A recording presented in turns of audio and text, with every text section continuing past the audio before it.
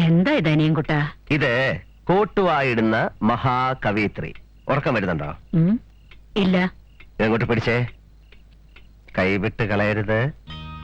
വളരെ പ്രധാനപ്പെട്ട ഒരു കാര്യം മുത്തശ്ശിയോട് പറയാൻ പോവാണ്. ഇടയ്ക്കിടയ്ക്ക് കോട്ടുവായിട്ട് മാറ്ററിന്റെ സീരിയസ്നെസ് കളയരുത്. ഒരു കല്യാണക്കാര്യ പറയൂ. നമ്മുടെ സുധുവിനെ ഒരു രസികൻ ആലോചന. രസികൻ എന്ന് പറഞ്ഞ ബെസ്റ്റ് ആലോചന. ബെസ്റ്റ് എന്ന് പറഞ്ഞ ദ ബെസ്റ്റ് ആലോചന. ഒക്കെ ഞാൻ അറിഞ്ഞു കുട്ടി. അറിഞ്ഞോ? എങ്ങനെ അറിഞ്ഞു മുത്തശ്ശി? അവള് പറഞ്ഞു. അവൾ ഇങ്ങനത്തെ കാര്യം പറയോ? പാർവതി പറഞ്ഞു. അമ്മയുടെ അടുത്ത് വരെ എത്തിയോ ഈ കാര്യം? ആ അപ്പൻ നേരിട്ട് പറയായിരുന്നു.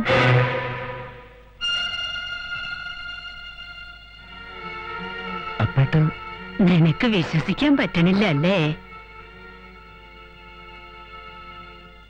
നമ്മുടെ സുധുവിനെ അവൻ ഇഷ്ടപ്പെടുക എന്ന് വെച്ചാ ഞാൻ ഈ കാര്യം എങ്ങനെ അവനോട് പറയുമെന്ന് ആലോചിച്ചിരിക്കുകയായിരുന്നു. അവളെ എന്നെ ഏൽപ്പിച്ചിട്ടാ എന്റെ മോൻ പോയത്. അവന്റെ ഏറ്റവും വലിയ ആഗ്രഹമായിരുന്നു. എന്റെയും. വിഷ്ണുമായി രക്ഷിച്ചു. നീ എന്താ ആലോചിക്കണേ? ഒന്നുമില്ല. എനിക്ക് ആദ്യം ഇത് മുത്തശ്ശിയോട് പറയാൻ പറ്റിയില്ലല്ലോ എന്ന് ആലോചിക്കായിരുന്നു. ഒരുപാട് താമസിച്ചു. ഞാൻ കിടക്കട്ടെ.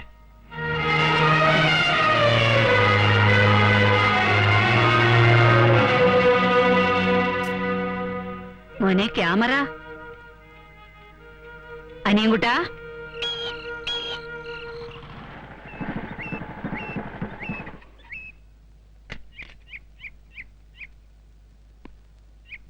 എന്താ അമ്മായി?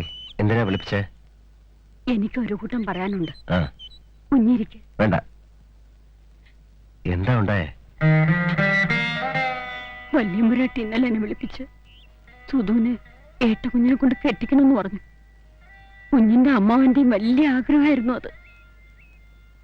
എനിക്കത് പറയാനുള്ള യോഗ്യതയും അവകാശമുണ്ടോ? കുഞ്ഞ് വിളക്കിൽ തിരി താഴ്ത്തുന്നത് പോലെ എല്ലാം മനസ്സിലൊതുക്കി കഴിയുമ്പോഴാ ഇന്നലെ വല്യമ്പുരാട്ടി വിളിച്ചത് പറഞ്ഞത്.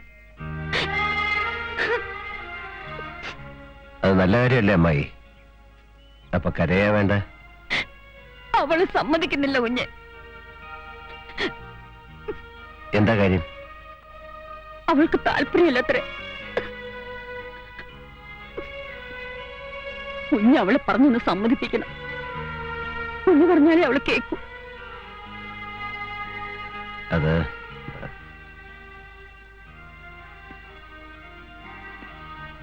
ഞാൻ പറയാം. പിന്നെന്താ? അവളോടെ വിളിക്കുക. ഞാൻ പറഞ്ഞേക്കാം.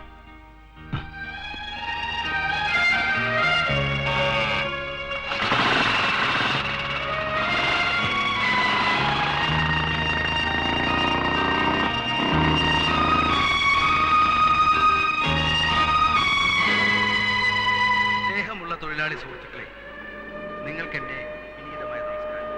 അണ്ണനത് അറിഞ്ഞു കാണില്ല. ഇവിടെ വന്നപ്പോഴാ എല്ലാരും അറിയുന്നത്. ഞാൻ വന്നപ്പോ അനന്തരാമൻ സാർ 4-5 പേരെ കൊണ്ട് കസേര പെറുക്കിടിക്കുന്നു. എന്റേലും തന്നു ഒരെണ്ണം കൊണ്ടിടാൻ.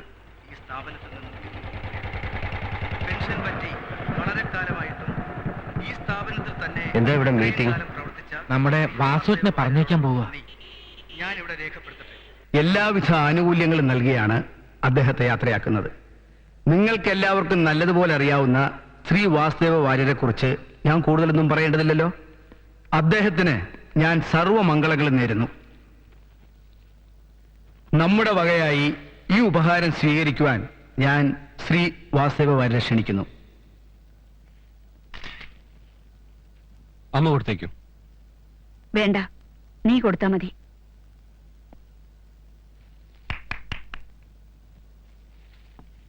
ശ്രീ വാസുദേവ വാര്യർ നമ്മളോട് 2 വാക്ക് സംസാരിക്കും.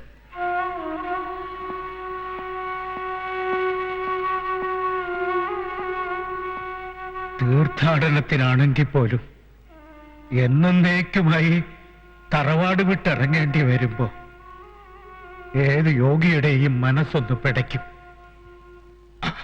പിടപ്പ് ഞാനിപ്പോൾ അനുഭവിക്കുകയാണ്. ഒന്നും പറയാൻ കഴിയുന്നില്ല. എനിക്ക് ആരോടും പരിഭവമില്ല. എല്ലാവരും നന്നായിരിക്കണം.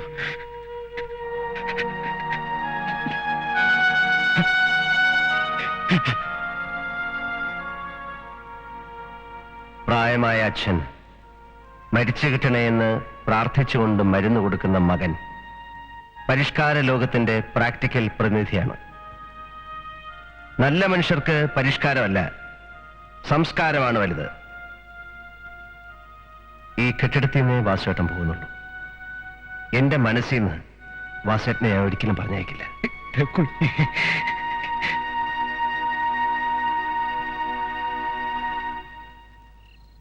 ഭാര്യർക്കും മടുത്തിട്ടുണ്ടാവും. പൊയ്ക്കോട്ടെ. എന്നാലും നിനക്ക് എന്നോടൊന്ന് ചോദിക്കായിരുന്നില്ലേ കുട്ടിയെ?